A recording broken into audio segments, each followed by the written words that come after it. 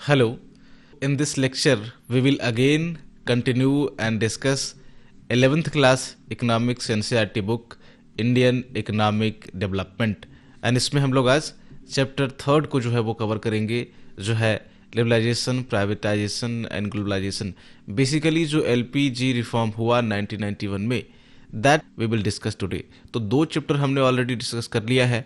अगर आपने उसको नहीं देखा है तो आप जा करके उसे देख सकते हो। फर्स्ट चैप्टर में हमने देखा था कि जब 1947 के बाद इंडिया फ्री हुआ, इंडिया को इंडिपेंडेंस मिला, तो आपका 47 में इंडिया की इकोनॉमी किस कंडीशन में थी।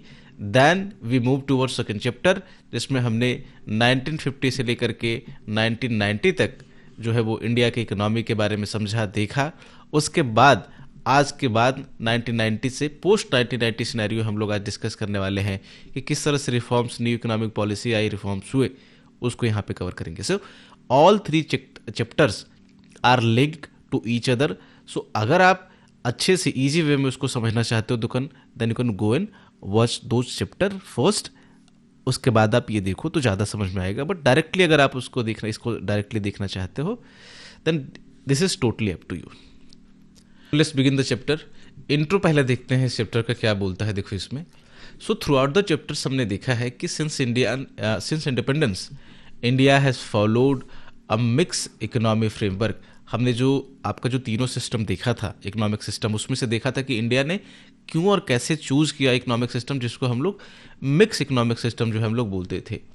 Combining the benefits of capitalist and socialist system. क्योंकि इंडिया को लगा कि इन दोनों को चुनने से अच्छा, इन दोनों में से किसी एक को चुनने से अच्छा है कि दोनों के बेस्ट फीचर्स को चुन लिया जाए और उसको कंबाइन कर करके एक मिक्स इकोनॉमिक अप्रोच जो है हमें जो है वो इम्प्लीमेंट करना चाहिए, और इंडिया ने वही किया। However, by 1991, India faced a severe economic crisis related to its external debt. इसके बावजूद इस यानी कि दोनों इकोनॉमिक सिस्टम के बेस्ट अप्रोच को निकाल करके अपने आप पे अप्लाई करने के बावजूद भी इंडियन इकोनॉमी की हालत 1991 तक जाते जाते इतनी ख़राब हो गई कि इसको एक सीवियर इकोनॉमिक क्राइसिस, जिसको हम लोग बीओपी क्राइसिस बोलते हैं, यानी कि जब एक कंट्री के पास अपना जो फॉरेन इंपोर्ट होता है उसको मीट करने के लिए उसके पास इनफ फॉरेन रिजर्व ना हो, तो इसको हम लोग बैलेंस ऑफ पेमेंट क्राइसिस बोलते हैं। बहुत सीवियर कंडीशन इंडिया की हो गई थी 1991 में, बहुत बुरी हालत हो गई थी। देखेंगे कि क्या क्या चीज़ें हुई थी, ठीक है। तो ये कंडीशन तक आप पहुंची बहुत सोच समझ करके एक इकोनॉमिक सिस्टम चुनने के बाद भी। ये सारी चीज़ें हम ऑलरेडी डिस्कस कर चुके हैं, इसे that's why I told you ना कि गो एंड वॉच दोज चैप्टर। उसके बाद आप ये देखो,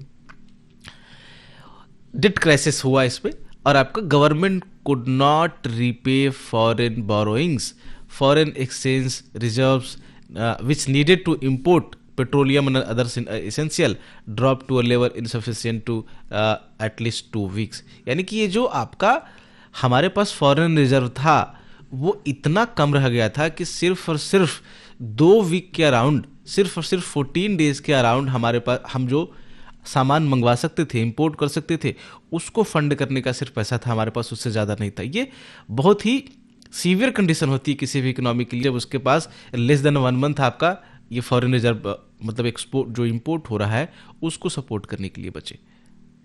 तो वही कह रहा है कि इंडिया इस कंडीशन में भी नहीं था कि उसके जो फॉरेन बोरोइंग थी, उसने जो कर्ज लिया था बाहर से, वो उसको रीपे कर पाए। क्योंकि सारा मामला किस पे डिपेंड करता है कि आपके पास कितना फॉरेन करेंसी आपके जो तिजोरी में है वो पड़ा हुआ है। अगर आपकी तिजोरी में या आपके रिजर्व में फॉरेन एक्सचेंज या फॉरेन करेंसी नहीं है, फॉरेन करेंसी में आपका जैसे गोल्ड हो गया, डॉलर हो गया, जो एक्सेप्टेड करेंसीज हैं, एक्सेप्टेड थिंग है, एसडीआरस हो गए, देखेंगे कभी उस चीज़ को कवर करेंगे, तो वो आपके पास होना चाहिए to meet your import demand. But हमारे पास थे नहीं, तो आप पेट्रोल फिर कहाँ से खरीदोगे। अब जैसे बाकी चीज़ें तो आप चलो अवॉइड कर सकते हो इम्पोर्ट में, लेकिन पेट्रोलियम आपको चाहिए, वो आपके पास होता नहीं था सफिशिएंट कैपेसिटी में। और ये बहुत क्रूशियल है किसी भी इकोनॉमिक के डेवलपमेंट के लिए कि एनर्जी को आप ये सप्लाई कर रहा है ना। बेसिकली जब गाड़ियाँ नहीं चलेगी, ट्रांसपोर्टेशन नहीं होगा, फैक्ट्रीज नहीं चलेगी, then how you will run your economy. बाकी जो अदर इसेंशियल्स थे वो भी जो है वो अगर आप मंगवाते तो आपको फॉरेन डॉलर में या फिर किसी और फॉरेन करेंसी में पे करना पड़ता, हमारे पास नहीं था। साथ में जो ये महंगाई थी, इन्फ्लेशन था, वो और कंडीशन खराब कर रही थी। This crisis is worsened by the rising prices of essential good. एक तरफ हमारे पास पैसे नहीं थे, दूसरी तरफ इन्फ्लेशन बहुत ज़्यादा था, गुड्स एंड जो सर्विसेज की प्राइस थी वो काफ़ी ज़्यादा जो है वो बढ़ रही थी, इसेंशियल गुड्स की खास करके। तो और कंडीशन खराब हो जाती है। लग्जरी गुड्स की बढ़ जाए तो हम कुछ समय तक उसको अवॉइड भी कर सकते हैं, but when you have you are not able to purchase essential good, people are not able to purchase essential goods, तो ये कंडीशन बहुत, क्योंकि प्राइसेस बहुत ज़्यादा राइज हो रही थी, तो ये बहुत ही ख़राब कंडीशन है। बैकग्राउंड देखते हैं कि पहले जो आपका किस तरह से वो चीज़ें वर्सन हुई, किस तरह से ये क्राइसिस जो है वो आया। तो this crisis is originated from insufficient या और इनएफिशिएंट ज़्यादा बेटर रहेगा, so inefficient management of economy during 1980s। जो 1980s का जो पूरा डिकेड रहा, उसमें जो आपका फाइनेंशियल मैनेजमेंट था इकोनॉमी का, वो काफ़ी इनएफिशिएंट रहा। हमने खर्चे ज़्यादा किए, और खर्चे किए भी तो प्रोडक्टिव चीज़ों पर नहीं किए, कंजप्शन पर ज़्यादा खर्च कर लिया, जिससे वापस कोई रिटर्न नहीं मिला। इवन कि हमारी जो इनकम थी, इंडिया की इनकम थी, वो कम थी, और हम खर्चे जो है वो ज़्यादा कर रहे थे, और इस गैप को फिल करने के लिए लगातार हम कर्ज पे कर्ज लेते जा रहे थे, जिसको हम लोग डिफिसिट फाइनेंसिंग बोलते हैं। देखेंगे अभी इसमें, इसी स्लाइड से देख लेंगे, ठीक है। तो गवर्नमेंट ने क्या किया कि गवर्नमेंट की जो एक्सपेंडिचर थे, उसके जो खर्चे थे, this expenditure was consistently exceeded it's revenue from taxes and public enterprises. जो उसको रेवेन्यू से, जो गवर्नमेंट की रेवेन्यू बेसिकली टैक्सेस से या फिर पब्लिक इंटरप्राइजेज से मिल रही थी, उससे ज़्यादा गवर्नमेंट के आपके एक्सपेंडिचर्स हो रहे थे, खर्चे हो रहे थे। और to meet challenges like poverty and unemployment, the government overshot its revenue, but these programs failed to generate additional income। यानी कि जो पॉवर्टी एलिवेशन के प्रोग्राम्स के लिए, अनएम्प्लॉयमेंट को कर्व करने के लिए या फिर रिड्यूस करने के लिए गवर्नमेंट ने पैसे फूके, यहाँ पे अपने रेवेन्यू का बहुत हिस्सा, बहुत क्या, उससे ज़्यादा फूक दिया।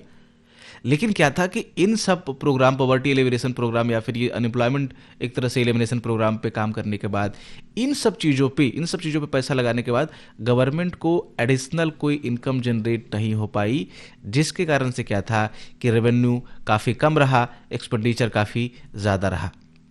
तो जब ये कंडीशन गवर्नमेंट की हुई, तब भी गवर्नमेंट ने क्या किया, डिफिसिट फाइनेंसिंग की। डिफिसिट फाइनेंसिंग का मतलब क्या होता है कि जब एक्सपेंडिचर आपका इनकम से ज़्यादा हो गवर्नमेंट का, and government borrows to finance this deficit, इस डिफिसिट को फाइनेंस करने के लिए बैंकों से, पब्लिक से, या फिर बाहर की कंट्री से, इंटरनेशनल जो फाइनेंशियल इंस्टीट्यूशन है वहाँ से, या फिर बाहर की कंट्री से जब लोन ले, इस आपका घाटे को फाइनेंस करने के लिए, इस डिफिसिट को फाइनेंस करने के लिए, तो इसे हम डिफिसिट फाइनेंसिंग बोलते हैं, फाइनेंसिंग द डिफिसिट बोलते हैं।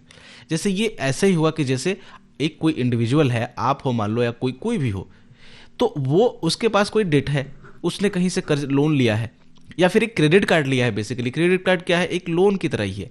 तो एक क्रेडिट कार्ड का पैसा सारा लिमिट वो खर्च कर देता है, जब वो अगले मंथ उसको भरने की बारी आती है, तो उसको फिल करने के लिए दोबारा वो दूसरा क्रेडिट कार्ड ले लेता है, फिर वो अगले महीने इस क्रेडिट कार्ड का बिल भरने के लिए भी तीसरा क्रेडिट कार्ड ले लेता है। यानी कि आप एक कर्ज को चुकाने के लिए, एक लोन को चुकाने के लिए दूसरा लोन ले रहे हो, फिर दूसरे लोन को चुकाने के लिए, इन दोनों को मतलब चुकाने के लिए तीसरा लोन ले रहे हो, विदाउट मतलब कि settling your previous debt, you are taking another debt. तो आपके पास कोई इनकम ज़्यादा हो नहीं रही, आप खर्चे ज़्यादा पे ज़्यादा करते जा रहे हो। तो गवर्नमेंट में यही किया कि खर्चे ज़्यादा किए उसने, उनकी रेवेन्यू उस तरह से थी नहीं, और उसके बावजूद इसने इस डिफिसिट को, कि मान लो कि 10 रुपीज़ का रेवेन्यू था, 15 रुपीज़ का खर्च था, ये जो 5 रुपीज़ का डिफिसिट था, इस गैप को फिल करने के लिए, इस डिफिसिट को फिल करने के लिए इन्होंने कर्ज लिया। गवर्नमेंट ने कहाँ से कर्ज लिया, आपका बैंकों से कर्ज लिया, पीपल से कर्ज लिया। पीपल से कर्ज लेने का मतलब कि उन्होंने अपने बॉन्ड इश्यू किए कि आप इसमें पैसा डालो, आपको हम अच्छा रिटर्न देंगे। पब्लिक ने उसमें पैसा डाला, उसको गवर्नमेंट ने फिर से खर्च कर दिया। इस तरह की चीज़ें हुई। बाहर की कंट्री से जाकर के पैसा मांगा, फाइनेंशियल इंस्टीट्यूशन जैसे IMF हो गया, वर्ल्ड बैंक हो गया, इससे जाके पैसा मांगा। तो डिफिसिट फाइनेंसिंग लगातार गवर्नमेंट करती रही। When we import goods like petroleum, we have to pay dollars with we earn from our export. क्योंकि जो डॉलर आपका आएगा वो कहाँ से आएगा, वो एक्सपोर्ट से आएगा। यहीं से आपका जो है वो फॉरेन रिजर्व आपकी तिजोरी में जो है वो भरेगा, और यहीं से आपका पेट्रोलियम वगैरह आप इसी से इंपोर्ट कर पाओगे। तो एक्सपोर्ट बहुत ज़रूरी था। एक्सपोर्ट पे ज़्यादा, एक्सपोर्ट इंडिया का ज़्यादा था नहीं, क्योंकि हमने तो पहले से बहुत कंजर्वेटिव इकोनॉमिक पॉलिसी अपनाई हुई थी। हम किसी को कंपनी को घुसने नहीं देते थे, ना तो हम कहीं बाहर जाते थे। हमारी तो उतनी क्षमता नहीं थी, उतनी क्वालिटी नहीं थी। पिछले लेक्चर में हमने देख लिया था वो सारी चीज़ों को। प्रोडक्ट की क्वालिटी उस लेवल पर थी नहीं हमारी, क्योंकि R&D नहीं था, टेक्नोलॉजी उस तरह से नहीं थी हमारे पास। तो अगर आपको पेट्रोलियम जैसी चीज़ें इंपोर्ट करनी है तो आपके पास डॉलर होना चाहिए, और डॉलर कहाँ से आएगा, एक्सपोर्ट से आएगा। कहाँ से अर्न करोगे, वहीं से करोगे। उसके बाद बोरोइंग फॉरेन एक्सचेंज वाज, मतलब जो बोरोड फॉरेन एक्सचेंज इवन हमारे पास आए, कुछ हमने बोरो भी किए, वो कहाँ पे गवर्नमेंट ने एक्सपेंड कर दिया, कंजप्शन नीड पे एक्सपेंड कर दिया, रादर दैन एक्सपोर्ट प्रमोशन और रिड्यूसिंग वेस्टफुल स्पेंडिंग। जो वेस्टफुल हमारी स्पेंडिंग थी उसको ख़त्म करने के बजाय हमारे पास जो फॉरेन एक्सचेंजेस कुछ आए, जो फॉरेन करेंसी आई, उस पे हमने खर्च कर दिए। किस पे, आपके कंजम्पशन पे, फालतू चीज़ों पे खर्च कर दिए। कंजम्पशन का मतलब है कि वैसे सारी एक्टिविटीज जिससे हमें कोई प्रोडक्टिव चीज़ ना निकले, वापस से कोई रिटर्न ना मिले, उस पर खर्च की दी। एक्सपोर्ट प्रमोशन पे कोई ध्यान नहीं दिया गया, कोई पैसा इस पर खर्च नहीं किया गया, तो हालत तो ख़राब होगी। तो फिर अब जब कंडीशन ख़राब हुई, जब हमारे पास सिर्फ 2 वीक का आपके पास, यानी इंडिया के पास ये सिर्फ फॉरेन रिजर्व बचा, तो हालत ख़राब हो गई हमारी। हालत ख़राब होगी तो कहाँ जाएंगे, भाग करके जाएंगे किसके पास, वर्ल्ड बैंक के पास, IMF के पास, और बोलेंगे कि माई बाप कुछ मदद कर दो हमारी। IMF ने बोला कि हम आपको अगर पैसे दे भी दे तो आप फिर से उड़ा दोगे, फिर से खर्चे कर दोगे। ये IBED है, इंटरनेशनल बैंक फॉर आपका रिकंस्ट्रक्शन एंड डेवलपमेंट। ये वर्ल्ड बैंक बेसिकली क्या है कि एक बैंक नहीं है, कई सारे इसमें इंस्टीट्यूशन है, जैसे IBED हो गया, IDA हो गया। तो इसमें IBED जो है वो कंट्रीज को काफ़ी मदद करती है लोन वगैरह के लिए। तो वर्ल्ड बैंक के पास गया इंडिया, IMF के पास गया, इंटरनेशनल मॉनेटरी फंड के पास, और बोला कि क्योंकि BOP क्राइसिस थी, तो IMF, BOP क्राइसिस में कौन लोन देता है, IMF देता है। डेवलपमेंट पर्पस के लिए आपका वर्ल्ड बैंक देता है। दोनों के पास गया इंडिया और बोला कि मदद करो हमारी। IMF ने बोला कि करेंगे, हम करना चाहते हैं, लेकिन आपकी हरकतें देख के हमारा करने का मन नहीं है। क्यों? क्योंकि आपके पास जो भी पैसा आता है, जो भी फॉरेन रिजर्व आता है, आप उसको प्रोडक्टिव एक्टिविटी में नहीं लगा। तो ठीक है, चलो सपोज आपको हमने मदद कर दिया, आपको हमने पैसे दे दिए, यानी कि आपको हमने फिर से एक नया क्रेडिट कार्ड दे दिया, तो उसके कर्जे कहाँ से चुकाओगे? आपके पास इनकम तो ज़्यादा आ ही नहीं रहा, समझ रहे हो? तो इंडिया का पास इनकम प्रॉपर था नहीं, रेवेन्यू था नहीं प्रॉपर, और उससे ज़्यादा इसके खर्चे थे। तो अगर IMF ने, वर्ल्ड बैंक ने मदद की, तो इंडिया कहाँ से वो पैसे चुकाता? ये सबसे बड़ा क्वेश्चन मार्क था, यानी कि वो पैसे वेस्ट हो जाते इंस्टीट्यूशन के। तो उनको, इनके सामने, यानी इंडियन जो उस समय मिनिस्टर थे मनमोहन सिंह जी, हालांकि वो जस्ट नए नए आए थे, उनकी कोई उसमें उनका रोल, उनको तो लाया है इसलिए गया था कि इंडिया को इस सिचुएशन से बाहर निकाला जा सके, ठीक है, और उन्होंने निकाला। नरसिम्हा राव की गवर्नमेंट जब आई और जब मनमोहन सिंह को फाइनेंस मिनिस्टर बनाया गया, तो मनमोहन सिंह ने काफ़ी ब्यूटीफुली जो है इस कंट्री को इस क्राइसिस से जो है वो निकाला। तो इसने क्या किया कि IMF ने एक शर्त रखी, देखो अभी देखेंगे इसमें। तो ये जो कंडीशंस रखी है, क्या कंडीशंस था कि आपको अपनी इकोनॉमिक, आपने जो अपनी इकोनॉमी को इतना बंद करके रखा है, इतना बचा करके अपनी इंडस्ट्री को रखा है, वो पहले आपको लिबरेट करना होगा। आपको अपने कंट्री में कुछ बड़े इकोनॉमिक रिफॉर्म्स जो है वो लाने पड़ेंगे पॉलिसी के लेवल पे। So India was required to liberalise the economy, remove restriction on the private sector and reduce government role in trade. India agree तो होना पड़ता, announce the new economic policies, यानी कि IMF ने कहा कि आप क्या करो कि ये सारे जो आपने रेस्ट्रिक्शन लगा रखे हैं कि किसी कंपनी को घुसने नहीं देंगे, अगर कोई ट्रेड करना चाहता है आपके साथ तो आप बहुत ज़्यादा टैरिफ लगा देते हो, ये सारी चीज़ हम डिस्कस कर चुके हैं, बहुत डिटेल में डिस्कस कर चुके हैं, वो पहले आप करो। ये जो लाइसेंस वाली पॉलिसी आपने अपना रखी है कि अपने यहाँ ही बहुत सारी इंडस्ट्री को आप पनपने नहीं देते हो, क्यों?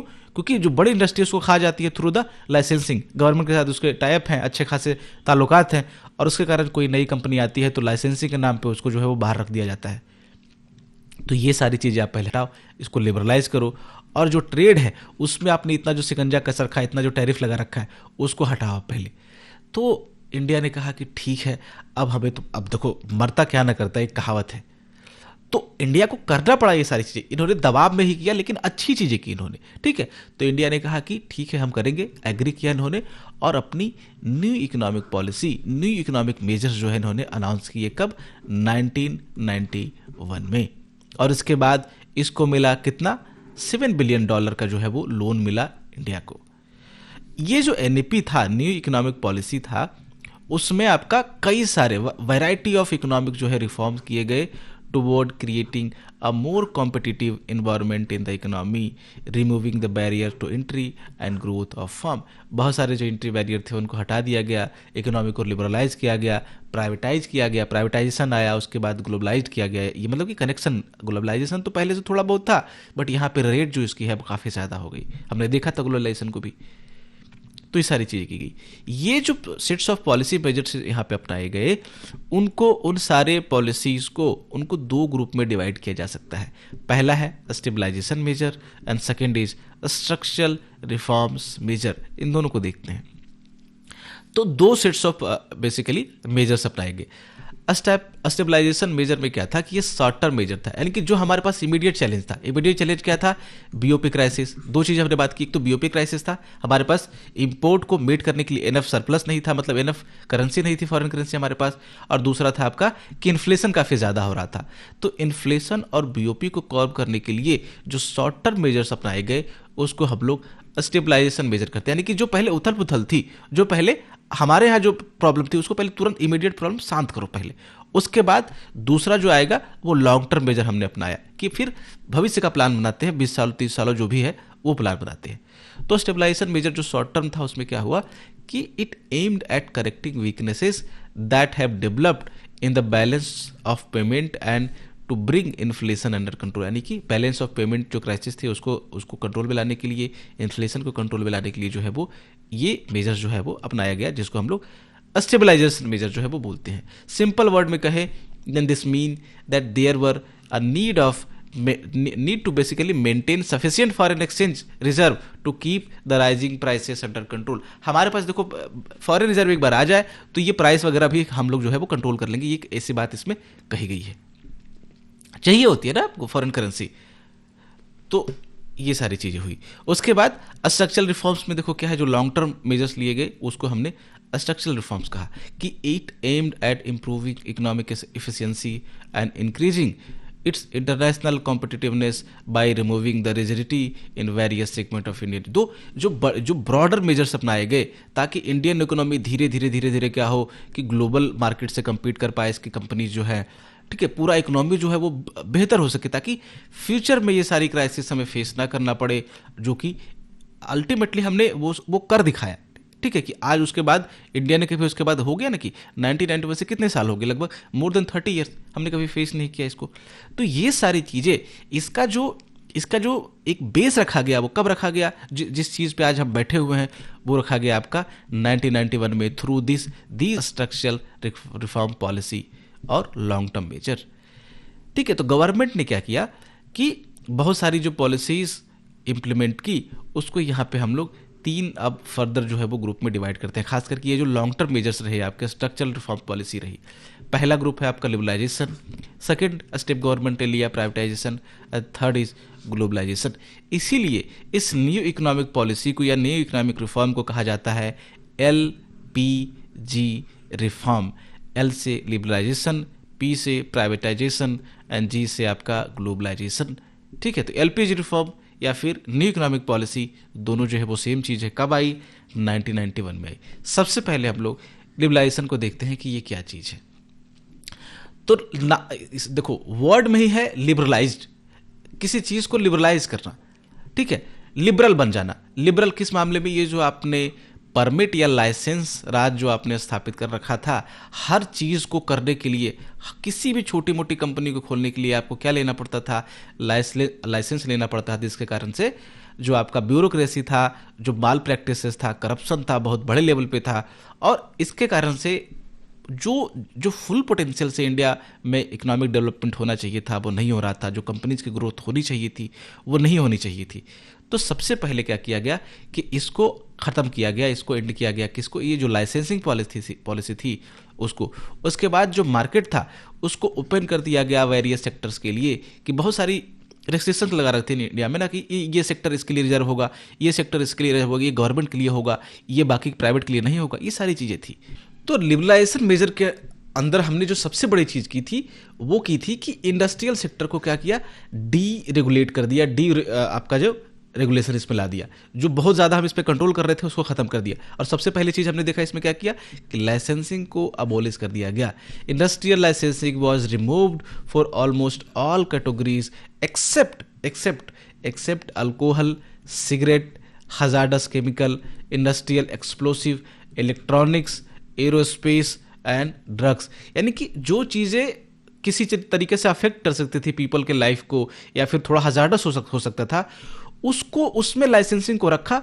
बाकी सारे जो नॉन एसेंशियल चीज़ें थी कि जिसमें लाइसेंसिंग की कोई ज़रूरत नहीं थी, उसको क्या किया गया, वहाँ से लाइसेंसिंग लेना जो है वो मैंडेटरी नहीं रखा गया। सबको जो है वो आपका डीरेगुलेट कर दिया गया कि आप जाकर के बिना लाइसेंस का अपना बिजनेस करो, करना चाहते हो तो।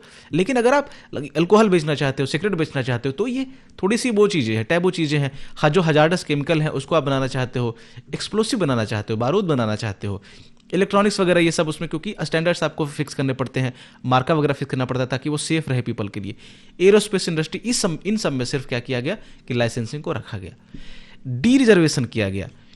Many goods produce by only small scale industry, जो हमने लास्ट लेक्चर में देखा था कि इस स्मॉल इंडस्ट्रीज को प्रोटेक्ट करने के लिए जो कर्वे कमेटी आई थी, उसने जो रिकमेंड किया था रूरल डेवलपमेंट के लिए, याद होगा आपको, उसने कहा क्या था कि आपको अगर रूरल एरियाज में बहुत बड़े लेवल पे अगर आपको एम्प्लॉयमेंट जनरेट करना है तो आपको क्या करना पड़ेगा, SSIs पे जो है वो ध्यान देना पड़ेगा, स्मॉल स्केल इंडस्ट्री पे, SSI बेसिकली, SCIs नहीं, उस पर ध्यान देना पड़ेगा। तो गवर्नमेंट ने क्या किया था, इसको प्रोटेक्ट करके रखा था, और बहुत सारे जो सेक्टर्स थे इसी के लिए रिजर्व कर दिए थे कि सिर्फ स्मॉल स्केल इंडस्ट्री ही बनाएगी, बाकी इंडस्ट्री उसमें प्रवेश नहीं करेगी। इसको क्या किया गवर्नमेंट ने, डी रिजर्व कर दिया, रिजर्वेशन वाला सिस्टम था उसको ख़त्म कर दिया, और बाकी सारे सेक्टर्स भी इसमें, बाकी सारी इंडस्ट्री भी इसमें आने लगे।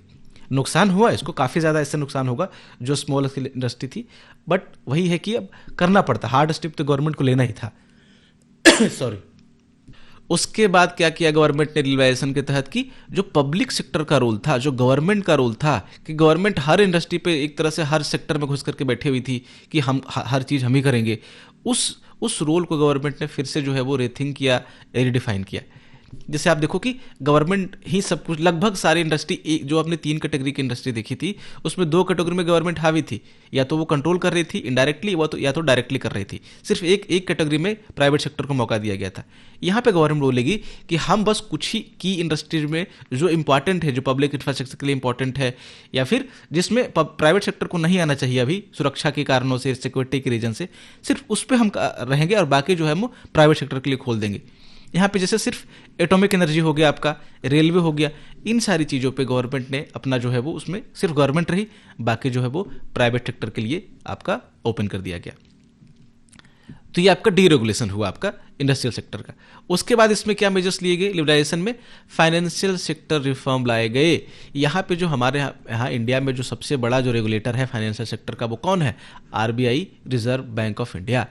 तो इसका रोल शिफ्ट करके पहले जो रेगुलेटर का रोल था, अब इसको मोर और लेस फैसिलिटेटर का जो है वो रोल दिया गया। इसका मतलब क्या हुआ, इसका मतलब हुआ कि फाइनेंशियल सेक्टर में be allowed to take decision on many matters without consulting RBI। जो RBI की जो आपके होता है ना कि RBI ही कुछ कहेगी तो बैंक करेंगे, उसके अलावा बैंक जो है वो अपने से खुद से पहले डिसीजन नहीं ले सकते थे। कितना CRR होना चाहिए, कितना SLR होना चाहिए, कैसे लोन दिया जाना चाहिए, कैसे प्रोसीजर हो, पूरा फाइनेंशियल जो आपका सेक्टर था वो सिर्फ और सिर्फ RBI के गाइडलाइन से ही चलता था। लेकिन यहाँ पे जो डिसीजन मेकिंग का जो है कुछ उसमें ऑटोनॉमी जो है वो प्रोवाइड की गई गवर्नमेंट के द्वारा, कि कुछ मामलों में जो है वो बिना RBI को कंसल्ट किए ही आप जो है वो डिसीजन ले सकते हो। ये बैंकों को, ये सारी चीज़ों को कहा गया, बैंकों को, बाकी जो फाइनेंशियल इंस्टीट्यूशन थे उसको। प्राइवेट एंड फॉरेन बैंक्स को जो है वो अलाउ किया गया, वो एस्टेब्लिश हुए काफ़ी ज़्यादा यहाँ पे। और जो बैंकों में यहाँ पे फॉरेन इन्वेस्टमेंट की जो लिमिट थी उसको इंक्रीज करके यहाँ पे 74% कर दिया गया, चाहे वो एफडीआई हो, बाकी चीज़ें हो। तो यानी कि अब फॉरेन फंडिंग बैंकिंग सेक्टर में वो रेज कर दी गई, वो इंक्रीज कर दी गई। पहले जो फोबिया था एक फॉरेन फंडिंग का, या फिर आप कह सकते हैं कि फॉरेन कंपनीज का, कि वो आएंगी तो हम पे फिर से कब्जा कर लेंगे, जैसे ईस्ट इंडिया कंपनी ने किया था, या फिर हमारी कंपनी को आउटपेस कर देगी, हमारी कंपनी compete नहीं कर पाएगी, ठीक है, वही सारा सामान बेचेगी। ये सारी चीज़ें, अब उस फोबिया से इंडिया जो है वो बाहर निकल रहा था, उस डर से बाहर निकल रहा था। उसके अलावा जो फॉरेन इंस्टीट्यूशनल इन्वेस्टर थे, जिसको एफआईआई बोलते हैं, जैसे एफडीआई होता है, एफआईआई होता है, एफपीआई होता है, जैसे कभी एक्सटर्नल सेक्टर देखेंगे तो समझेंगे उसमें। बट इतना समझ लो कि आपका फॉरेन इन्वेस्टर को, जैसे म्यूचुअल फंड वगैरह यहाँ पे, उसमें इन्वेस्ट करने के लिए इंडियन मार्केट में अलाउ किया गया इन लोगों को भी। तो इस तरह से फाइनेंशियल सेक्टर को काफ़ी ज़्यादा लिबरलाइज किया गया, यहाँ पे उसमें रिफॉर्म्स लाए गए। उसके बाद देखो लिबरलाइजेशन में जो है वो बहुत सारे टैक्स रिफॉर्म जो है वो लाए गए। जैसे डायरेक्ट टैक्सेस को जो लोअर किया जाएगा। जो डायरेक्ट टैक्स क्या होती है, जैसे कि जब किसी पर्सनल या इंडिविजुअल पे उसकी इनकम पे डायरेक्ट, मतलब कि जो पर्सनल इनकम होती है उस पर डायरेक्टली जो है वो काट लिया जाए, टैक्स ले लिया जाए, उसको डायरेक्ट टैक्स बोलते हैं। चाहे वो कोई पर्सनल आदमी हो, मतलब आप मैं हो, या फिर कोई कंपनी हो, ठीक है, उनके उसके इनकम पे डायरेक्टली उसका एक हिस्सा कट कर लिया जाता है, तो उसको बोलेंगे। जैसे इनकम टैक्स हो गया आपका, कारपोरेशन टैक्स हो गया। तो इनकम टैक्स इंडिविजुअल के लिए जो आप मैं कमाते हैं, कारपोरेशन टैक्स जो कंपनीज कमाती है उसके लिए। तो इनको क्या किया गया कि लोअर किया गया, ताकि जो ये टैक्स इवेजन है वो रिड्यूस हो, और पीपल जो है या फिर ये जो कंपनीज है वो अपना जो ये सब टैक्स है वो जो फ्रीली जो है वो डिस्क्लोज कर पाए, बेसिकली वॉलंटरी जो है वो डिस्क्लोज कर पाए। क्यों? क्योंकि इंडिया में देखो ये सबसे बड़ा रीजन, टैक्स इवेजन का जो सबसे बड़ा रीजन माना गया है वो क्या होती है, हायर टैक्सेस। अगर सरकार आपके 100 रुपये में से मान लो कि 50 रुपीज़ वो खुद ले ले, तो आप क्या देना चाहोगे? कोई नहीं देना चाहेगा। तो ये अगर टैक्सेस का काफ़ी ज़्यादा होंगे तो क्या होगा कि लोग क्या करेंगे, कोई ना कोई तरीका ढूंढेंगे कि ये मेरे 50 रुपये जो मेरी कमाई है, लोगों को लगता है कि तो मेरी कमाई के पैसे हैं, मैं 100 रुपये में 50% अपना क्यों। जैसे आप अगर इंडिया में आज 1 करोड़ रुपये अर्न करते हो तो टेक्निकली आप मोर देन 40 लाख रुपीज़ जो है उसको गवर्नमेंट को दे देते हो। आपके पास सिर्फ 55 to 60 लाख रुपये, मतलब 50 लाख रुपये ही आपका बचता है लगभग 1 करोड़ रुपये में। आप वो सरचार्ज सेस वेस देते देते आप लगभग इतना ही आपका 2 लाख इसमें ऐड कर लो, वही बचता है। तो सोचो कि कोई 1 करोड़ कमा रहा है और बाकी गवर्नमेंट लेके जा रही है, उसमें से कितना आपका लगभग 45 लाख रुपीज़ 1 करोड़ में से वही ले रही है। तो आप तो सोचोगे ना यार कि ये मैं क्यों दूं, मेरे अपने खून पसीने की कमाई है, ये कुछ तरीका निकालोगे आप। ये तो इसके कारण से लोग क्या करते थे, काफ़ी ज़्यादा टैक्स इवेजन करते थे, आज भी कर रहे हैं।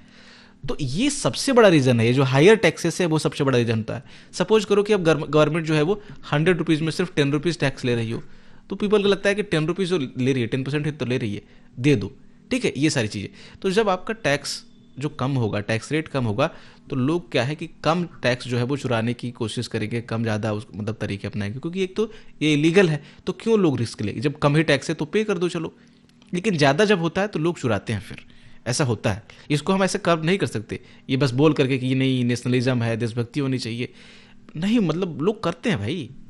बाकी इनडायरेक्ट जो टैक्सेस थी उस पर भी काम किया गया। Effort were made to create a common national market, यानी कि जो पूरे कंट्री के लिए जो बहुत सारे डिफरेंट आपके इनडायरेक्ट टैक्सेस थे, चाहे वो स्टेट्स के हों चाहे सेंट्रल गवर्नमेंट के हों, कोशिश की गई कि एक पूरा जो है कॉमन जो है वो इनडायरेक्ट टैक्स रिजीम जो है वो पूरे कंट्री के लिए लाया जा सके। अल्टीमेटली ये आपका 2016 में इसको इम्प्लीमेंट किया गया through the GST act, goods and service tax act. तो जीएसटी क्या है, एक कॉमन इनडायरेक्ट टैक्स जो है वो अप्लाई किया गया है पूरे कंट्री के लिए, और ये एम करता है one nation one tax one market को, ठीक है। तो ये टैक्स रिफॉर्म लाए गए, इसको लिबरलाइज किया गया इंडिया में। उसके बाद क्या है कि फॉरेन एक्सचेंज के लिए कुछ रिफॉर्म लाए गए। The rupees was D valued in 1991। Rupees को जो है वो डी वैल्यू किया गया डॉलर के अगेंस्ट में या फॉरेन करेंसी के अगेंस्ट में, खास मेनली डॉलर के अगेंस्ट में। डीवैल्यूएशन का मतलब क्या होता है कि सरकार जब है जानबूझकर अपनी करेंसी को जो है वो कमज़ोर कर दे, वो क्या कर दे, वीक कर दे, इसको डीवैल्यूएशन बोलते हैं। सपोज कर लो कि 50 रुपीज़ बराबर $1 है, $1 बराबर 50 रुपीज़। तो इसको क्या कर दे कि government $1 is equal to 60 rupees कर दे। यानी कि अब क्या है कि $1 आपको 60 रुपीज़, जो पहले जो 50 रुपीज़ जो मिल रहा था वो अब वीक होकर के अब आपको $1 अगर खरीदने हैं तो क्या होगा कि वो 60 रुपीज़ में मिलेगा। अब आपको लग रहा हो कि यार इससे फ़ायदा कैसे होगा, होता है फ़ायदा इससे कि जैसे ही आपकी करेंसी वीक होती है तो इससे एक्सपोर्ट में हेल्प मिलता है, एक्सपोर्ट काफ़ी जो है वो इम्प्रूव होगा। कैसे? क्योंकि अब देखो ना कि कोई बाहर का, मान लो कि यूएस का कोई पर्सन है, उसका $1 पहले 50 रुपीज़ के इक्वल था, अब उसका $1 60 रुपीज़ के लिए इक्वल है। समझ रहे हो? तो उसको फ़ायदा हो गया, बाहर वाले लोगों के लिए फ़ायदा हो गया। तो बाहर के लोग अगर कोई अपना जो है वो सामान जो है वो खरीदेंगे इंडिया का, तो उनको क्या करेगा, अब पहले मान लो कि $1, जैसे सपोज करो कि ये 120 रुपीज़ का कोई पर्सन ये होगा, मान लो कि इंडिया ने कुछ गुड्स एक्सपोर्ट किया, सपोज करो कि कोई टी शर्ट एक्सपोर्ट की, सपोज करो, तो टी शर्ट की प्राइस है 120 रुपीज़ इंडिया में। अब ये क्या था कि जब पहले जा रहा था, जब $1 इक्वल टू 50 रुपीज़ था, तो पहले कितना इसको पे करना पड़ता होगा, कितना डॉलर सपोज करो, तो आपका लगभग $2 ये हो गया, आपका $2 में 100 रुपीज़ हो जाएगा, और उसके बाद लगभग 2.5 का राउंड, मान लो ना $3, चलो राउंड फिगर कर लेना आप।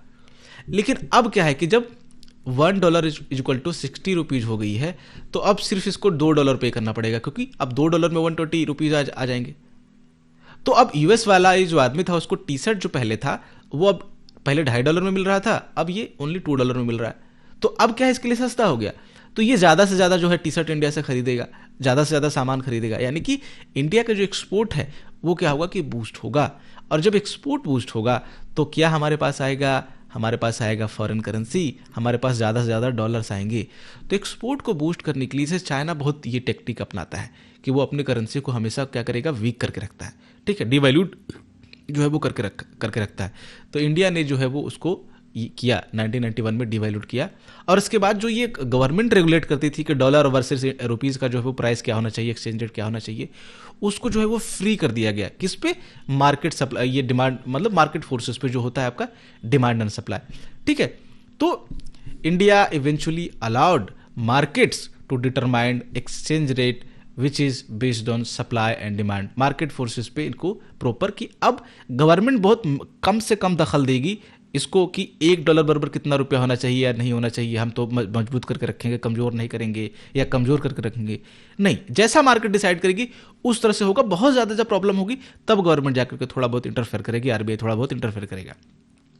सो आगे इंडिया ने लिबरलाइजेशन में ट्रेड एंड इन्वेस्टमेंट जो पॉलिसीज थी उसमें काफ़ी रिफॉर्म किए, और इसका सोल जो एम था, सोल जो ऑब्जेक्टिव था वो था इंटरनेशनल कॉम्पिटिटिवनेस को इंक्रीज करना by removing quantitative restrictions like quotas on import and export and reducing higher tariff rates। हमने पिछले लेक्चर में इसको डिटेल में डिस्कस किया था कि कैसे जो है वो इंडिया अपनी इंडस्ट्री को प्रोटेक्ट करती थी थ्रू दीज मेथड्स, मतलब कि 2 मेथड्स से। एक तो आपका था आपका कोटास एंड दूसरा था आपका हाई टैरिफ रेट। इससे क्या करती थी कि जो बाहर का जो सामान इंडिया में आता था उस पर बहुत ज़्यादा टैक्सेस इंडिया लगा देती थी, इंपोर्ट टैक्स लगा देती थी, जिससे वो सामान महंगा हो जाता था इंडिया में, और इंडिया के जो गुड्स थे उससे कम्पीट नहीं कर पाते थे वो, जो नाइकी का एग्जाम हमने लिया था। उसके बाद कुछ कोटाज इंडिया ने डिसाइड रखे थे कि इस क्वांटिटी से ज़्यादा, मान लो कि कोई 1000 क्वांटिटी से आप ज़्यादा नहीं भेज सकते, कोई टी शर्ट हो या कुछ हो, मतलब इस तरह से, मैं एग्जाम्पल के लिए मैं बता रहा हूँ कि एक क्वांटिटी फिक्स कर रखी थी इंडिया ने कि इससे ज़्यादा आप तो भेजोगे नहीं, और अगर आप भेजते भी हो जो भी, उसमें भी आप क्या करेंगे, हाई टैरिफ लगा देंगे, टैक्स लगा देंगे, तो बिकेगा नहीं आपका, ठीक है। तो ये सारी जो चीज़ें थी इसको हटाया गया, इसको कम किया गया, इसको रिड्यूस किया गया, ताकि ये जो ग्लोबल कॉम्पिटिटिवनेस है, इंटरनेशनल कॉम्पिटिटिवनेस है, वो क्या हो, इंक्रीज हो सके, और इंडियन कंपनी भी अब जाकर के ग्लोबल मार्केट में परफॉर्म करे, देखे, सीखे, ठीक है, टेक्नोलॉजी से फ़ायदा ले, ये सारी चीज़ें हो। तो एल हमने देख लिया एलपीजी में, अब हमें पी और जी देखना है आपका, यानी कि प्राइवेटाइजेशन और ग्लोबलाइजेशन। तो प्राइवेटाइजेशन को देखते हैं। प्राइवेटाइजेशन का मतलब है कि गवर्नमेंट जो अपनी ऑनरशिप है, ठीक है, या मैनेजमेंट में या फिर मैनेजमेंट जो खास करके है, बेसिकली गवर्नमेंट कंट्रोल को किसी भी कंपनी में रिड्यूस करना। जो गवर्नमेंट ऑन इंटरप्राइजेस थी उसको, जो पीएसयूज बेसिकली थे, हमने उसमें डिस्कस किया था ना कि शुरुआत में चूंकि इंडिया में प्रॉपर जो इंडस्ट्रियलिस्ट है वो काफ़ी मजबूत नहीं थे, तो गवर्नमेंट को लगा कि ये सारे लोग तो हैवी इंडस्ट्रीज को लगा नहीं पाएंगे, गवर्नमेंट को ही कुछ करना पड़ेगा। तो गवर्नमेंट ने क्या किया, आपके बहुत सारे इंडस्ट्रीज़ लगाए, बहुत सारा आपका जो आयरन स्टील इंडस्ट्री हो गया, फर्टिलाइजर इंडस्ट्री गवर्नमेंट ने शुरू किया, उन सारी कंपनीज को कहा गया पब्लिक सेक्टर एंटरप्राइजेज, पीएससी या फिर पीएसयू भी बोला जाता है, पब्लिक सेक्टर अंडरटेकिंग भी बोला जाता है। तो इन सारी जो कंपनियां थी पब्लिक सेक्टर की, उसमें अगर गवर्नमेंट अपना ऑनरशिप और अपना मैनेजमेंट इसको जो है वो रिड्यूस करती है तो उस प्रक्रिया को बोलते हैं हम लोग प्राइवेटाइजेशन। और ये रिड्यूस करके किसको लाएगी? ये प्राइवेट प्लेयर्स को लाएगी, प्राइवेट सेक्टर को लाएगी कि आप भी आओ हमारी कंपनी में, हमारे साथ बैठो, कुछ स्टेक ले लो आप, ताकि हमारा जो प्रोफेशनलिज्म है वो जो है वो इंक्रीज हो सके। तो ये हुआ प्राइवेटाइजेशन, यानी कि कुछ प्राइवेट सेक्टर को, जैसे मान लो कि 100% गवर्नमेंट ऑन कर रही थी इस कंपनी में, इसके पास पूरे 100% शेयर थे, अब क्या करेगी यहाँ पे कि 60% शेयर जो है वो खुद के पास रखेगी और आपका 40% शेयर प्राइवेट सेक्टर को दे देगी कि आप आओ खरीदो और खुद अपना यहाँ पे ऑनरशिप लो। जब प्राइवेट सेक्टर इसमें घुसेंगे तो थोड़ा बहुत अपना जो प्रॉफिट मोटिव से वो काम करना शुरू करेंगे, क्योंकि गवर्नमेंट जो होता है वो लार्जली आपका वेलफेयर मोटिव से काम करती है। इसके दो तरीके हैं आपका प्राइवेटाइजेशन के, या तो क्या किया जाए कि ये कंपनी पूरी तरह से प्राइवेट सेक्टर को बेच दिया जाए, ये जो से 100% आपका स्टेक था इसको कहा कोई प्राइवेट कंपनी को बोले, टाटा को बोले, अंबानी को बोले कि आप खरीद दो, पूरी तरह से खरीद लो, तो ये आपका कंप्लीट आपका वो हो गया कि आपने सीधे सेल कर दिया। दूसरा तरीका है कि कुछ स्टेक इसमें बेच दो, जैसे मैंने आपको बोला ना कि ये 60% आप रखो, 40% बेच दो। इस प्रोसेस को बोलते हैं डिसइन्वेस्टमेंट, यानी कि selling a part of equity of पीएससीज, public sector enterprises to the private होगा यहाँ पे, नॉट पब्लिक। या पब्लिक भी हो सकता है कि आपने प्राइवेट इंडिविजुअल को जो है वो आपको सेल कर दिया कंपनी के कुछ शेयर्स को, टू इम्प्रूव, बट यहाँ पे प्राइवेट ही कर लेना, कंफ्यूजन से बच जाओगे आप, to improve financial discipline and facilitate modernisation. Government जब अपना इक्विटी, अपने कुछ इक्विटी कंपनी की क्या करे, प्राइवेट प्लेयर्स को यहाँ पे बेच दे, क्योंकि पब्लिक क्या है ना कि पब्लिक हमेशा ज़्यादातर गवर्नमेंट चीज़ों के लिए यूज किया जाता है। तो प्राइवेट सेक्टर को कुछ हिस्सा अपनी कंपनी का गवर्नमेंट बेच दे, खुद की कंपनी का, गवर्नमेंट कंपनी का, तो उस प्रोसेस को हम लोग बोलते हैं डिसइन्वेस्टमेंट। ये क्यों किया जाता है? ताकि जो फाइनेंशियल डिसिप्लिन, देखो सरकारी कंपनीज में क्या, ये बीएसएनएल का क्या हाल हुआ आपने देखा, ठीक है, उसमें हालांकि बहुत सारी थ्योरीज हैं कि जानबूझकर किया गया नहीं किया गया जो भी, बट आमतौर पे जो सरकारी विभाग होते हैं, सरकारी जो कंपनियां होती हैं वो थोड़ी लिथार्जिक होती है, वो जो है उसमें डिसिप्लिन नहीं होता। क्यों? क्योंकि उनके घर का क्या जा रहा है, समझ रहे हो आप, उनकी नौकरी प्रॉपर है, उनकी नौकरी परमानेंट है, वो काम करे या ना करे, तो इसके कारण यहाँ पे डिसिप्लिन है वो कम होता है। उसके बाद आपका मॉडर्नाइजेशन भी काफ़ी कम होता है, क्योंकि नई टेक्नोलॉजीज उतना ज़्यादा गवर्नमेंट ध्यान नहीं देती, प्राइवेट सेक्टर जितना ध्यान देते हैं। तो इसको इंक्रीज करने के लिए, इस फाइनेंशियल डिसिप्लिन को खास करके भ्रष्टाचार को रोकने के लिए, या फिर ये जो मॉडर्नाइजेशन है उसको फैसिलिटेट करने के लिए गवर्नमेंट जो है वो डिसइन्वेस्टमेंट की जो प्रोसेस है वो अपनाती है। तो अपनाया यहाँ पे गवर्नमेंट ने, काफ़ी पीएससीज में जो है वो प्राइवेट सेक्टर को लेके आए यहाँ पे। मैनेजेरियल ऑटोनॉमी जो है वो इम्प्रूव की गई, जो आपके एग्जिस्टिंग पीएससीज थे उसमें कुछ पीएससीज जो अच्छा परफॉर्म कर रही थी, to improve efficiency the government identified high performing पीएससीज and granted them special status. Government ने क्या किया कि वो चुना, उसमें देखा कि हमारी अगर 100 कंपनियां हैं तो उसमें कौन सबसे अच्छा परफॉर्म कर रही है, उन पीएससीज को जो है वो चुना गया और उनको बोला कि आज से हम आपको टाइटल देंगे और आपको ऑटोनॉमी देंगे। टाइटल क्या दिया गया, जैसे आपको महारत्ना, नवरत्ना, मिनी रत्ना, ये सारी चीज़ें इनको दी गई टाइटल्स, और इनको बोला गया कि अब जो है आपको हम बहुत ज़्यादा आज़ादी देते हैं कि आप अच्छे से काम करो और ज़्यादा प्रॉफिट जनरेट करो। तो इस तरह की चीज़ें जो हुई, मैनेजेरियल ऑटोनॉमी जो है वो आपके दी गई। तो ये नवरत्ना, मिनी रत्ना, ये थोड़ा सा देख लेते हैं हम लोग। तो वही कहा गया कि गवर्नमेंट ने क्या किया कि आइडेंटिफाई किया जो प्रॉफिट मेकिंग इंटरप्राइजेस थे उसको, to give them larger managerial and operational autonomy. इनको काफ़ी बड़े लेवल पे जो है वो काफ़ी ज़्यादा ऑटोनॉमी दी गई, चाहे वो ऑपरेशनल लेवल पे हो चाहे मैनेजेरियल लेवल पे हो। तो इसमें महारत्ना जो थी वो सबसे टॉप कंपनी जो आती है उसको रखा गया। इसमें आपका देखो जो IOCL है उसको है, वो है इसमें, ये आपका स्टील अथॉरिटी ऑफ इंडिया जिसको सेल बोलते हैं हम लोग, वो है आपका। नवरत्ना में हिंदुस्तान एरोनॉटिक्स लिमिटेड है, MTNL है, ये सारी चीज़ें हैं। मिनी रत्ना में BSNL, airport authority of India, IRCTC है। हालांकि ध्यान रखना है आपको कि ये कभी भी, ये आपका मिनी रत्ना नवरत्ना बन सकता है, कोई और कुछ बन, मतलब नवरत्ना कोई महारत्ना बन जाए, ये हो सकता है, अपडेट हो सकता है, क्योंकि ये NCERT का डेटा है, NCERT की किताब में है। तो अब इसमें करंट अफेयर वेरी करेगा, क्योंकि कब कोई कंपनी क्या बन जाए क्या पता, ठीक है, अपडेट हो जाए हो सकता है। तो इसके कारण से आपको बिल्कुल एग्जैक्ट याद नहीं रखना, एक आइडिया के लिए आपको याद रखना कि हाँ इस तरह के 3 लेयर्स जो है वो गवर्नमेंट ने बनाया महारत्ना, नवरत्ना, मिनीरत्ना, ये सारी चीज़ें तो परमानेंट रहेगी, लेकिन इसमें जो कंपनी है वो ऊपर नीचे शिफ्ट करती रहेगी। तो ये बस आपको इतना ध्यान रखना है कि कभी भी अंधाधुन आप इसको एकदम याद करके ना चले जाओ और पता चले कि वो कंपनी अपग्रेड हो गई थी। ठीक है, फिर ग्लोबलाइजेशन की बात आती है। प्राइवेटाइजेशन हमने देख लिया और आपका लिबरलाइजेशन, यानी कि एल देख लिया हमने, पी देख लिया, अब जी देखते हैं हम लोग एलपीजी में globalisation. So globalisation is integration of domestic economy with world economy through greater independence. Globalisation को हमने डिटेल में डिस्कस किया है पिछले लेक्चर्स में, जो जिसमें ग्लोबलाइजेशन को हमने पढ़ा है प्रॉपर 9th 10th 11th, तीसरा देख रहे हैं ना ये। तो ग्लोबलाइजेशन में हमने देखा था कि दो चीजें उसमें थी, एक तो था कि इंटरलिंकिंग और दूसरा था इंटीग्रेशन।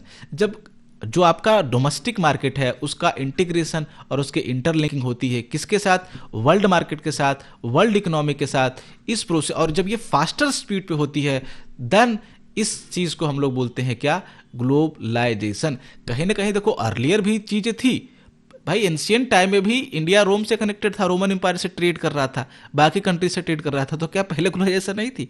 थी, बट पहले रेट कम था। क्या 1990 के पहले नहीं थी ये कनेक्टेड? थी, बट उसका जो रेट था वो कम था। जब ये जो इंटरकनेक्शन, इंटीग्रेशन जो वर्ल्ड मार्केट के साथ लोकल इकोनॉमी का, डोमेस्टिक इकोनॉमी का जब रैपिड स्पीड पे होता है, डेफिनेशन हमने देखा था पिछले लेक्चर्स में, देखा था ना, देखा था भाई, ठीक है।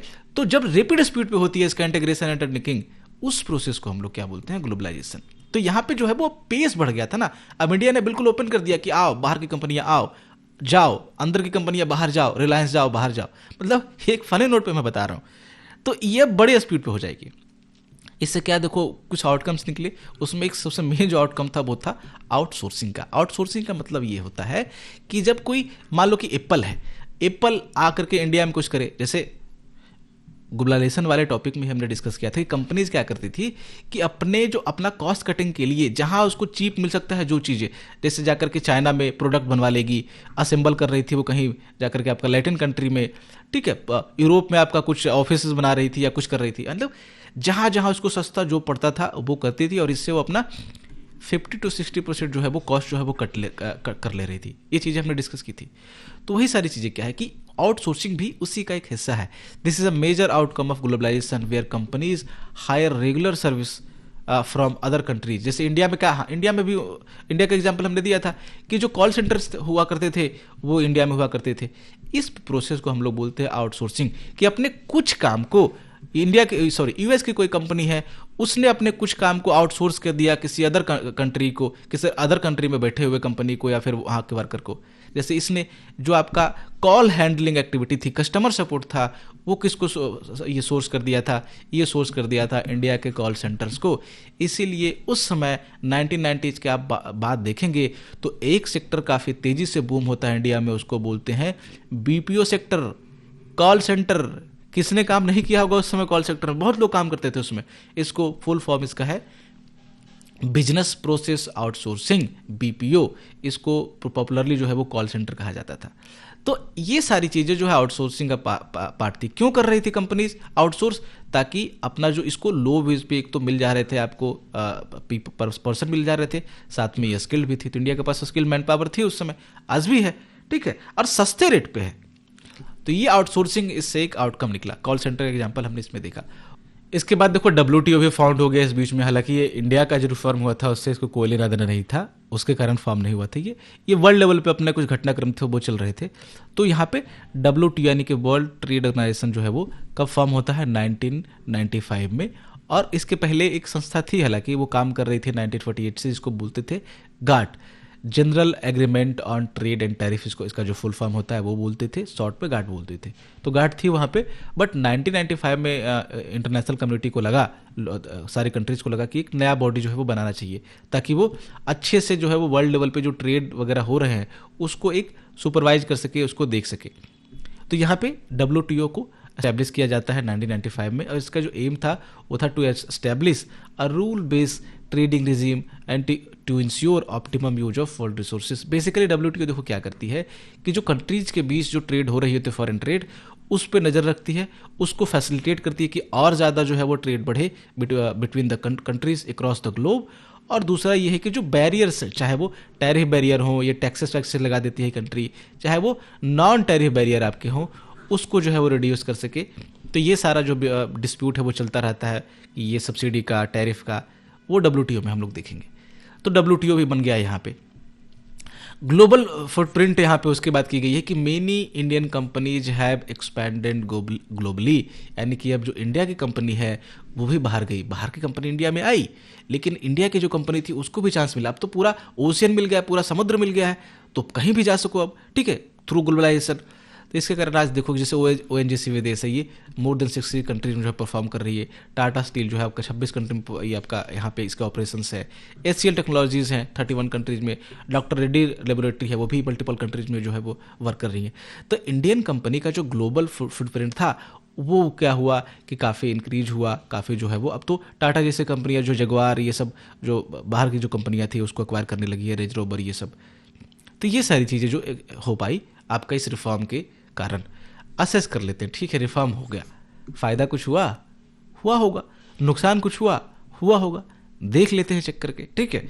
So the reform process has seen growth and several challenges over 3 decades, क्योंकि अब लगभग 1991 में ये हुआ है, 3 डिकेड के अराउंड हो गया, उससे ज़्यादा ही हो गया है। तो जो असेसमेंट है वो एक बारी कर लेते हैं, पहले सक्सेस को देखते हैं शुरुआत में, अच्छी चीज़ें पहले, ख़राब चीज़ें बाद में देखेंगे। GDP ग्रोथ बढ़ा, देखो अच्छा खासा यहाँ पे हुआ, इंक्रीज हुआ, और प्राइमरली जो सबसे ज़्यादा जो ग्रोथ आपको देखने को मिलेगा, सबसे अच्छा जो बूस्ट आया वो आया आपका सर्विस सेक्टर में। एग्रीकल्चर और इंडस्ट्रीज थोड़ा सा उपेक्षित रहा, बट ठीक है। ओवरऑल पहले जो आपका 5-6% पे जाते जाते इंडिया की हालत खराब हो जाती थी GDP ग्रोथ में, अब आराम से वो 7%, 8%, 9% पे ग्रो करती है, इवन की डबल डिजिट में भी ग्रोथ हुई है। फॉरेन जो इन्वेस्टमेंट थी वो बूस्ट हुई। पहले FDI और FII जो फॉरेन इंस्टीट्यूशनल इन्वेस्टमेंट या फिर फॉरेन डायरेक्ट इन्वेस्टमेंट का जो फिगर था वो इंडिया में आपका सिर्फ $100 मिलियन था। कब? 1991 में सिर्फ 100 मिलियन। ये बढ़ करके हो गया $30 बिलियन। कब? आपका 17-18 में। अब तो ये काफ़ी ज़्यादा है, आपका लगभग 100 के आसपास, मतलब 60-80 बिलियन के आसपास होगा मेरे ख्याल से, देख लेना आप फिगर, ठीक है। जो डेटा को बस क्या है कि एक समझने के लिए यूज करना है, उसको रटने के लिए यूज नहीं करना। NCERT का डेटा कभी मत रटना, क्योंकि पुरानी किताब होती है, पहले प्रिंट हो जाती है, 2-3 साल पहले वाली, वो डेटा यहाँ पे प्रिंट होती है। तो बट ये देख लो कि 1780s में कितना हो गया, ह्यूज 30 बिलियन, पहले सिर्फ 100 मिलियन था, मतलब कुछ भी नहीं इसके सामने। रिजर्व जो आपका था वो इंक्रीज हुआ। जो हमारा जो सबसे बड़ा इशू था, BOP क्राइसिस जो हुआ था कि हमारे पास रिजर्व थे सिर्फ 2 हफ्ते के, वो क्या हुआ कि वो यहाँ पे काफ़ी इंप्रूव होगा। कितना हो गया देखो, पहले हमारे पास सिर्फ $6 बिलियन बचा हुआ था, ये 1991 में, आपका 1990 में।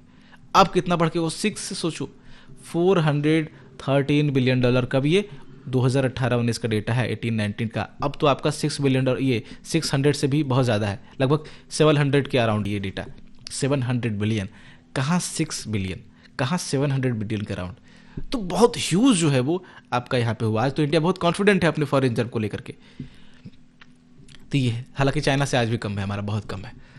तो सक्सेस हमने देख लिया कि इकोनॉमिक ग्रोथ हुआ, ये सारी चीज़ें, फॉरेन रिजर्व बढ़ा, ये सारी चीज़ें हुई। फेलियर्स क्या हुए भाई, प्रॉब्लम्स क्या हुई, वो भी तो देखो।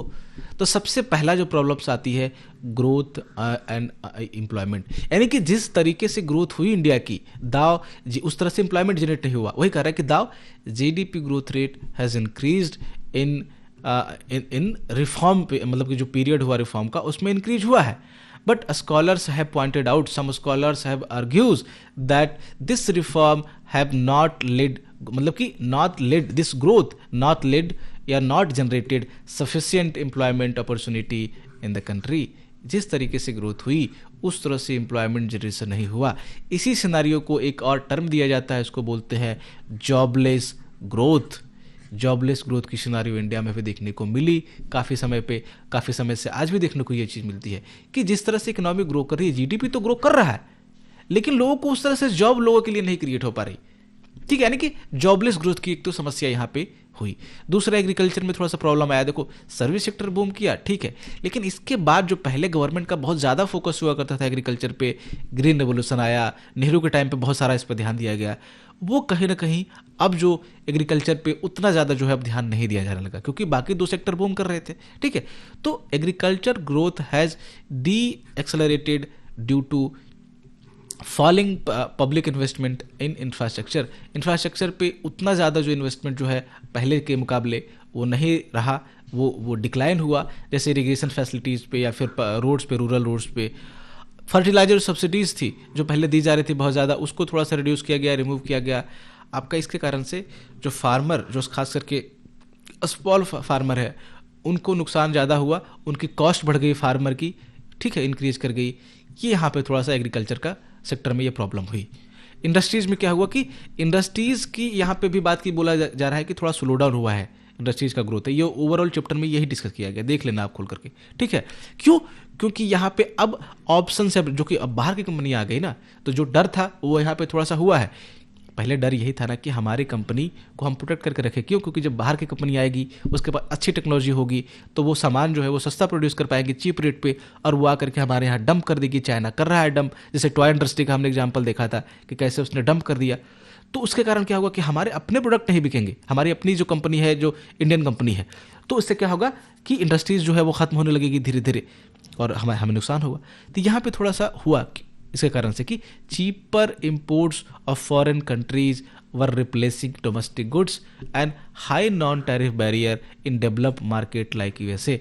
एक तो हमारे यहाँ अब लोगों को सस्ते ऑप्शन से अवेलेबल होंगे, कंज्यूमर्स को, जब भी कंज्यूमर को सस्ते ऑप्शन से अवेलेबल होंगे वो हमेशा उसकी तरफ जाएंगे, मतलब क्वालिटी भी देखेंगे, but ultimately India price sensitive market है, ठीक है। तो बाहर की कंपनी आई और इसने अपने हमारे जो डोमेस्टिक गुड्स थे उसको रिप्लेस कर दिया, किससे? चीप गुड्स से। और साथ में डेवलप कंट्रीज में अगर हम इंडियन कंपनी जाने की कोशिश कर रही थी तो वहाँ पे मिल रहा था उसको हाई नॉन टैरिफ बैरियर। यहाँ पे नॉन टैरिफ बैरियर की बात हो रही है। टैरिफ बैरियर का मतलब है कि अगर आप टैक्स इंपोज कर करके जो है वो आप किसी पे बैरियर लगाओ, कि अगर इंडियन कंपनी ने आपको यूएस में एक्सपोर्ट करने की कोशिश की तो उस पर 100% 200% टैक्स लगा दोगे, तो वो दुगना या तिगुना जो है वो कॉस्टली हो जाएगा, तो वो नहीं बिकेगा, जैसे इंडिया ने किया था एक समय पे। लेकिन यहाँ पे नॉन टैरिफ बैरियर का मतलब है कि आप टैक्स नहीं लगाओगे, आप कुछ और तरीका अपना लोगे। आप बोलोगे नहीं, क्वालिटी खराब है, ठीक है, ये जो है वो हाइजेनिक नहीं है, इस तरह की चीज़ें लगा के, यानी कि टैरिफ वाली नहीं, नॉन टैरिफ वाली बैरियर्स आप लगाओगे, ठीक। ये डेवलप कंट्री जो है वो खास करके करती रहती है कि नहीं आपका प्रोडक्ट तो हाइजेनिक नहीं है, आपका जो पनीर है वो ऐसा है, डेयरी प्रोडक्ट ये है, और उसको कर करके वो इंपोर्ट पे जो है वो इंडियन इंपोर्ट पे बैन लगा देती है। तो इंडियन इंडस्ट्री ने ये दोनों चीज़ें फेस की, जिसके कारण से थोड़ा स्लो डाउन हुआ इस पीरियड में। ये एक जो है वो नेगेटिव चीज़ रही। डिसइन्वेस्टमेंट जो हुआ उसका पैसा जो है प्रॉपर यूज नहीं हो पाया। तो क्रिटिक्स ने यहाँ पे, क्रिटिक्स जो है वो, क्रिटिक्स आर आर्गुइंग दैट कि पीएससी जो असेट्स जो बिके वो किस पे बिके? डीवैल्यूड रेट पे बिके। यानी कि गवर्नमेंट ने यहाँ पे जो कुछ लोग हैं, कुछ क्रिटिक्स हैं, वो यहाँ पे आरोप लगाते हैं कि जो जानबूझकर गवर्नमेंट ने पहले पीएससीज का जो, जैसे जो कंपनीज थी उसका रेट जो है वो कम किया। मान लो कि 10 करोड़ की कंपनी को जानबूझ करके 2 करोड़ का बनाया, उसके बाद इसको प्राइवेट हाथों में बेच दिया। बहुत सारे रीजन हो सकते हैं इसके, कि गवर्नमेंट के फेवरेट लोग वहाँ पे हो तो उसको बेचने के लिए इन्होंने किया, जो भी किया हो, बट ऐसे आरोप लगे गवर्नमेंट पे, तो उसको यानी कि डीवैल्यूड रेट पे बेचा गया, जो एक्चुअल प्राइस थी उस पर नहीं बेचा गया, उससे कम करके बेचा गया। And the proceed were use to cover revenue shortages rather than developing social infrastructure. यानी कि जो उससे प्राप्त हुए, वो उससे प्रोसीड्स हमें मिले, उससे पैसे जो हमें मिले, those were used to cover जो गवर्नमेंट की रेवेन्यू शॉर्टफॉल था उसको कवर करने के लिए इस्तेमाल किया गया। ये कोई नया सोशल इंफ्रास्ट्रक्चर बिल्ड करने के लिए या कुछ और चीज़ें डेवलप करने के लिए जो और प्रोडक्टिव हो सकता था, उस पर गवर्नमेंट ने नहीं उसको खर्च किया, ठीक है। या फिर और पीएससी जो बाकी थे उसके डेवलपमेंट पे आप पैसा लगा देते हो, वही उस पैसे को।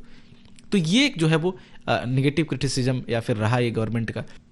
इस रिफॉर्म से एक देखो और प्रॉब्लम हुई, जिसको सिरिसिला ट्रेजेडी के नाम से जानते हैं। ये आंध्र प्रदेश में हुआ था, पावर लूम सेक्टर में हुआ था। हुआ क्या था देखो, कि जो गवर्नमेंट ये सारे रिफॉर्म लेकर के आ रही थी, ये सारे सेक्टर को जो है वो अफेक्ट कर रहा था। तो यहाँ पे पावर सेक्टर और सारे सेक्टर में भी रिफॉर्म आए भी थे। तो पावर सेक्टर में रिफॉर्म हुआ, जिसके कारण से क्या हुआ कि जो इलेक्ट्रिसिटी सब्सिडी पहले मिल रही थी पावर लूम सेक्टर को, वो क्या होगी, यहाँ से रिमूव कर दी गई, और जो टैरिफ थे वो थोड़े से इंक्रीज हो गए, यानी कि जो टैक्सेस थे वो इंक्रीज हो गए। एक तो दोहरा मार पड़ा, सब्सिडी गई आपकी, यानी कि जो पैसे आपके बच रहे थे वो अब देने पड़ेंगे। अब जो है वो पैसे जो नहीं देने पड़ रहे थे वो आपको देने पड़ेंगे, क्योंकि आपका टैक्स जो थोड़ा ज़्यादा हो गया। So this cause a livelihood crisis for power loom worker in Andhra Pradesh, and this lead to 50 suicide in the town of Sirisilla. यानी कि इसके बाद जब लोगों की जॉब गई, ये जो पावर लूम सेक्टर अफेक्ट हुआ, तो वर्कर की जॉब चली गई। वर्कर की जॉब जाने के कारण यहाँ पे 50 लोगों ने सुसाइड कर लिया था। इसको हम लोग सिरिसिला ट्रेजेडी के नाम से जानते हैं। तो जो वे एलपीजी रिफॉर्म पे इसका दोष लगा, इसके जो खून के धब्बे थे वो इस रिफॉर्म को दिए गए, ठीक है, ये सारी प्रॉब्लम हुई। जीडीपी ग्रोथ यहाँ पे देख लो थोड़ा सा सेक्टर्स का थ्रू आउट द ईयर्स कैसे, मतलब डिकेड्स का है यहाँ पे डेटा, 5-6 जो भी है डेटा है, बस देख लो आप थोड़ा सा, याद नहीं रखना है, बस एक सेंस के लिए कि पहले कितना था, अब कितना कुछ इंप्रूव हुआ है कि नहीं।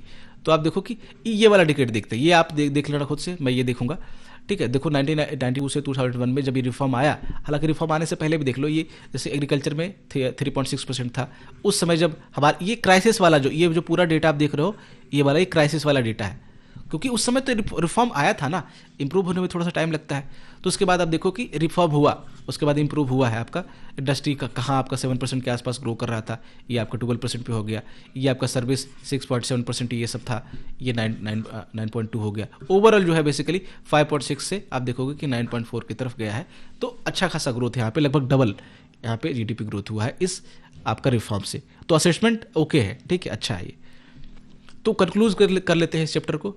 सो द एलपीजी पॉलिसीज जो आपके रिफॉर्म जो आए, लिबरलाइजेशन, प्राइवेटाइजेशन और globalisation, these policies have produced mixed result in India. कुछ फेल्यूर हुए, कुछ अच्छी चीज़ें हुई। While India has become a successful exporter of IT, auto parts, pharmaceuticals, the growth has been concentrated in service sector rather than agriculture and industries which provide the most livelihood। यानी कि जो ज़्यादातर जो ग्रोथ है वो किस में आपका रहा, वो कंसंट्रेटेड रहा सर्विस सेक्टर में। एग्रीकल्चर और इंडस्ट्री में उतना ज़्यादा ग्रोथ नहीं हुआ, जो सबसे ज़्यादा जो है वो लाइवलीहुड, सबसे ज़्यादा जॉब्स जो है प्रोवाइड करता है।